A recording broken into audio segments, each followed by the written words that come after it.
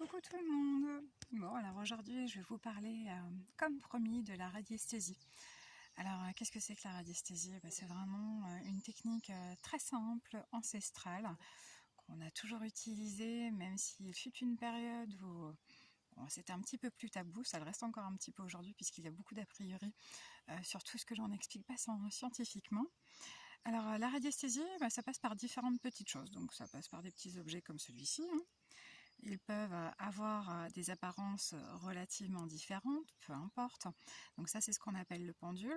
On peut trouver aussi des éléments comme des baguettes. Tous ces objets ont pour objectif d'approfondir ce que l'on est déjà en capacité de capter, c'est-à-dire tous les flux énergétiques qui nous entourent.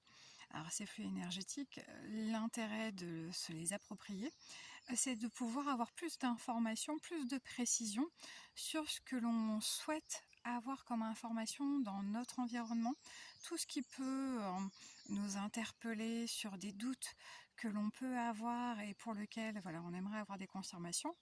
Alors c'est principalement utilisé en géobiologie, donc j'en avais déjà parlé dans une autre vidéo, notamment pour détecter tout ce qui pouvait être cours d'eau, donc c'est ce que l'on appelle communément les sourciers. Mais voilà, ça va bien au-delà de tout ça, bien entendu. Donc on a tout ce qui est cours d'eau, tout ce qui est faille, tout ce qui est perturbation environnementale. La radiesthésie a pour objectif aussi de faire un travail sur les personnes, comme je l'expliquais dans ma vidéo sur l'aspect thérapeutique, en permettant de pointer directement les éléments corporels, émotionnels dont la personne peut avoir besoin, à l'aide de fiches, bien entendu, puisque c'est vrai que bon, ces fiches, on peut les créer soi-même, mais sans ces indicateurs-là, la précision n'est pas la même. L'objectif, ça va être vraiment de savoir quelle est la direction principale à prendre pour le soin à effectuer. L'environnement qui pourrait être le plus propice, puisque c'est vrai que la radiesthésie, on peut l'utiliser pour des choses du quotidien, pour son environnement, savoir si par exemple telle plante serait bien adaptée, positionnée dans tel espace du jardin, si ce serait propice.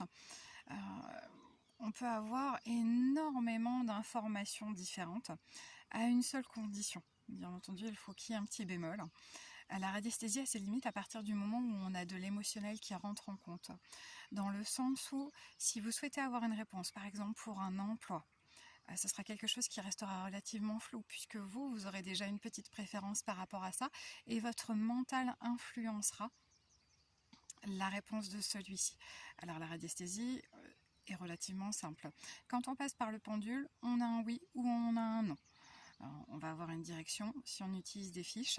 Quand on utilise tout ce qui est baguette, on va avoir des trajectoires qui vont nous être indiquées, puisque c'est le principe des courants magnétiques, un petit peu comme pour les aimants. Ils vont être attirés par l'élément qui est recherché à la base. Principe d'attraction, c'est vraiment très simple. La particularité avec le pendule, et aussi les baguettes sur tout ce qui est aspect émotionnel, c'est que celui-ci sera forcément dépendant de la personne qui va le manipuler, dans le sens où si notre esprit est trop occupé à ça, comme lorsqu'on travaille, on ne sera pas suffisamment bien concentré pour avoir des réponses qui seront dans le plus de précision possible. C'est important d'en avoir conscience. Alors on ne peut pas forcément trop utiliser le pendule aussi pour un domaine sentimental, du moins pour soi-même, puisqu'encore une fois, on a toujours cette problématique d'attente d'une réponse en particulier, et on est aussi un petit peu moins efficace pour obtenir des réponses lorsque l'on est concerné ou que nos proches sont concernés, par exemple dans un cadre de maladie.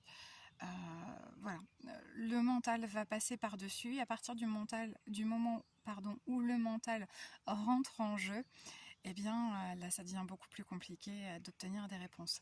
Vous allez me dire, dans ce cas-là, à quoi ça sert si je ne peux pas l'utiliser pour moi-même?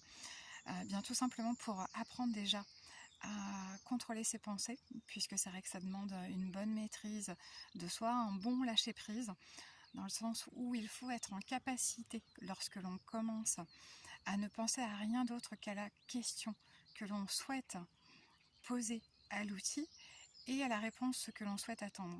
Toutes les pensées parasites qui sont autour, eh bien, vont complexifier tout ça. Et c'est ça peut-être l'exercice le plus difficile au tout début quand on commence la radiesthésie, c'est d'être en capacité, eh bien, de débrancher notre cerveau pour aller à l'essentiel, retrouver nos sensations originelles et surtout, eh bien, surtout voilà, être au plus juste par rapport aux résultats que l'on peut attendre. La radiesthésie, ce n'est pas une science qui nous permet d'avoir des réponses à 100%, même si dans bien des cas, on a un taux de pourcentage qui est quand même très élevé en fonction de ce que l'on recherche, bien entendu. Il n'empêche qu'il est quand même important, lorsque l'on travaille dans une sphère médicale, d'avoir en parallèle de ça des retours de professionnels de la médecine, puisque c'est vrai que l'on peut mettre le doigt sur des choses qui sont importantes et qui seront très certainement justes, mais voilà, on ne remplace pas en aucun cas les professionnels du corps médicaux. Ou dans le domaine environnemental, eh bien voilà, parfois on peut compléter avec des techniques et des appareillages un petit peu plus pointus, comme ceux que l'on utilise en géobiologie. Alors voilà, la radiesthésie, encore une fois, comme dans bien des domaines, ça reste accessible à tout le monde. Il n'y a pas besoin de croyance, c'est juste un exercice cérébral qui demande d'être en capacité de bien lâcher prise. Pas forcément le plus simple, je vous l'accorde, mais qui nous permet d'avoir un certain nombre de réponses euh, pour mieux connaître notre environnement, ce sur quoi on peut progresser et puis potentiellement des problématiques euh, que l'on souhaiterait résoudre dans notre entourage à condition de ne pas être impacté émotionnellement. Voilà, bonne journée.